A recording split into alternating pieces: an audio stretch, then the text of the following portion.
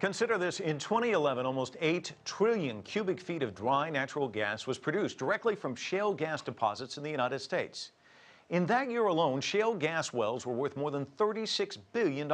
And experts say the country's largest shale gas reserves have yet to be tapped. But as CCTV's Lingnan reports, environmental and health concerns about the drilling process known as hydraulic fracturing or fracking are mounting, fueling a growing controversy about natural gas as an alternative energy source.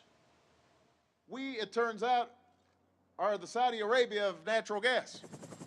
There's hunger for a new source of energy buried deep beneath the North American continent.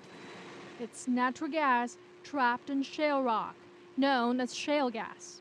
We've got a supply of natural gas under our feet that can last America nearly 100 years.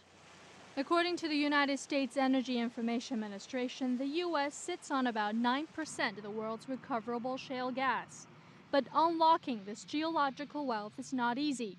The combination of two technologies have made accessing shale gas possible: horizontal drilling and hydraulic fracturing, known as fracking.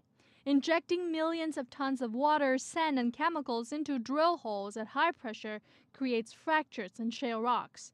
Sand keeps these cracks open, allowing gas to leak out and be pumped to the surface. The result is the biggest boom in the production of natural gas in U.S. history, and it keeps expanding. Currently, production and exploration of shale gas is taking place in more than 30 states.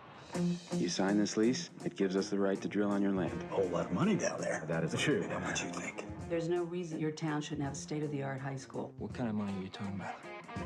You could be a millionaire. The benefits are plenty. Gas companies send royalty checks directly to landowners for the right to drill. Millions of jobs are created, and the carbon emissions produced by burning natural gas from shale are only half the emissions generated by burning fossil fuels like coal. But here comes the challenge. Is fracking safe? Methane gas, more potent than carbon dioxide, has been found in the drinking water of some communities where hydraulic fracturing is taking place. The fracking chemicals may leak into drinking water due to poor cementing of the wells and spills at ground level. The exact combination of chemicals is an industrial secret kept under wraps by the gas companies. But residents in several states have complained about their water quality and reported illnesses they believe are caused by contaminated water sources. There are also studies which have shown a link between fracking and minor earthquakes. But supporters of the process react cautiously to the study. The process is not without risk. There are risks associated with developing anything, any energy source. There's risks associated with walking across the street. Currently, only the United States and Canada produce shale gas in commercial quantities. Britain will soon follow suit by announcing tax breaks for shale gas companies. But many other European countries are saying no. As long as I am president, there will not be any shale gas exploration in France. China is estimated to have the world's largest shale gas reserves. It has not started drilling yet because of the lack of fracking technology. But the countdown to fracking in China has begun, as major corporate players like Shale and Chevron have already set up joint ventures with the country's giant state-run oil companies. Lingnan, CCTV. Joining me now is investigative reporter and author Abrahm Lustgarten. He reports on environmental and energy issues for ProPublica, and he's the author of Hydrofracked: One Man's Mystery Leads to a Backlash Against Natural Gas Drilling. We want to welcome you to The Heat. Thanks so much for joining us. Let's talk a little bit about this dual narrative. It's interesting, natural gas, there's been a huge production of it, reduction in the use of coal. We've seen CO2 emissions come down. It looks like the answer to our prayers. And yet there's this dual narrative, which we've seen in Gasland, where you can basically turn on your faucet to take out a lighter, boom, there's a fire there, and it looks like your worst nightmare. So you've done a lot of reporting on this. So is it a mixture of both, or how would you describe it? Yeah, it's very much a mixture of both. I think like any industrial process, there are significant implications and significant impacts. And what's different about natural gas from, say, manufacturing or even coal mining is that it happens on a small scale in thousands of separate places. So it's been described to me as a landscape scale experiment. It happens across a large area, and every single place that I've been, multiple states, 8, 10 states throughout the United States reporting on this issue, people anecdotally report damage to their water supplies, degradation of their air quality, alleged health concerns. They feel like they get sick, they have skin lesions, rashes, headaches, nervous system disorders, things like that. So, certainly gas is a fuel. We have got a lot of it. It burns cleaner when it's burning at the smokestack at the power plant. It's got some benefits. I think the real challenge is how do you minimize the impact so that you reap the greatest benefit. Has there been enough studies to know its true impacts when it comes to health concerns?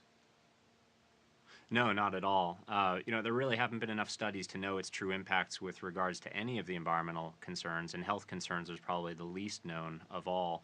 I started reporting on this in about 2008, and so in the years since then, there has been a great effort to do more research.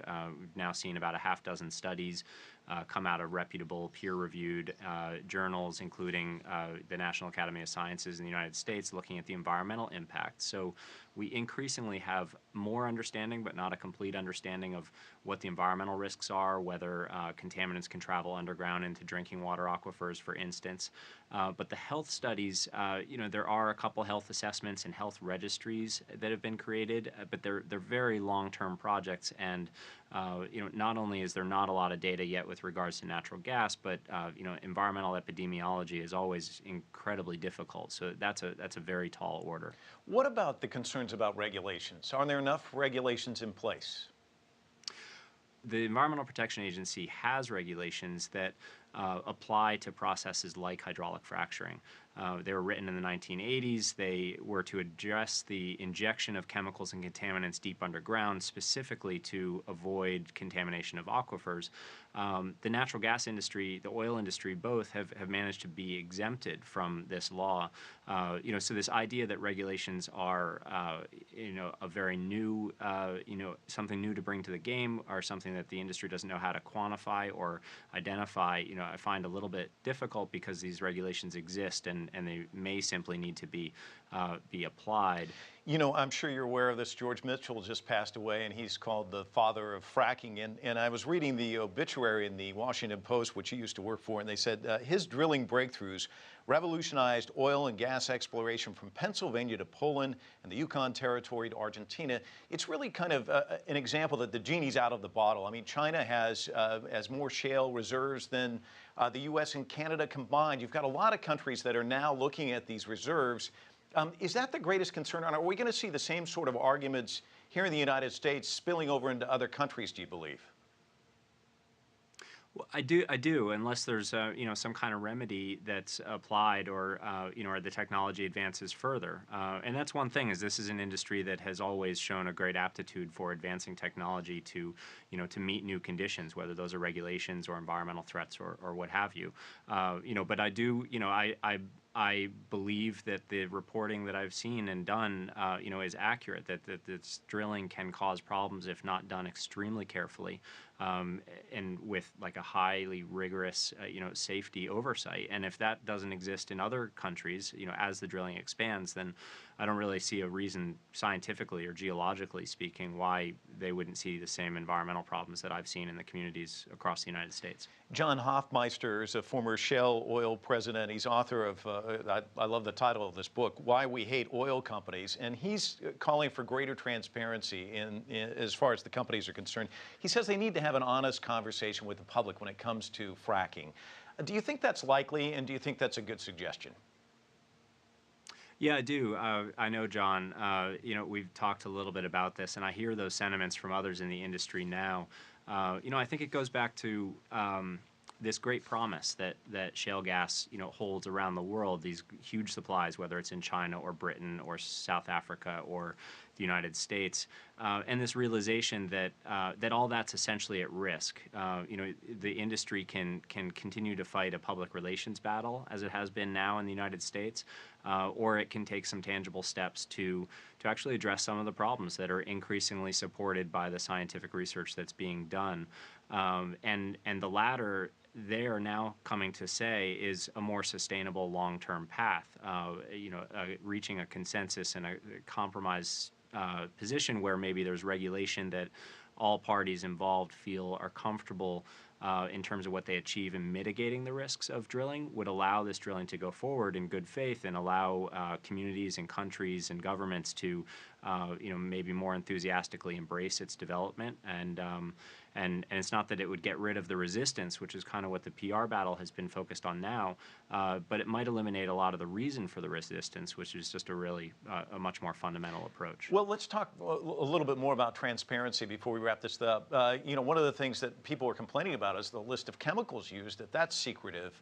Why is that? Well, the industry says, and they've said from the outset, that it's proprietary information. The tired analogy is that it's like Coke protecting its recipe from Pepsi. In the early days of my reporting, the argument that I would hear from scientists, including at the Environmental Protection Agency, is that they had no idea, as a result, what to even go out and test for. A resident could say that their water tasted bad or it looked bad, and the EPA would go out and test it and have a very short list of things to look for. And if it didn't look for the right thing, then of course it wouldn't find it.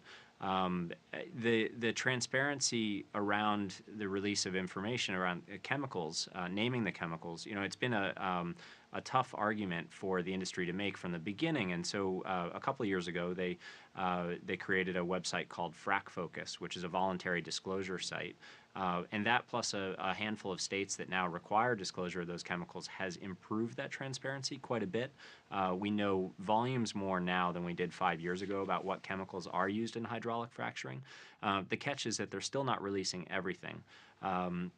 And they're not saying how much they're withholding. So you have information on the website Frack Focus, for example, or the state of Wyoming collecting information, but they both allow exemptions still for what the industry would describe as its most sensitive chemicals. So there's still some that remain unnamed, and because we don't know how many there are, we don't know what the whole is. We don't know what percentage of the information we still have. And so that the transparency ends up kind of incomplete and less meaningful. It remains a puzzle. Abrahm, thank you so much for joining us. Certainly appreciate it. Thank you for having me.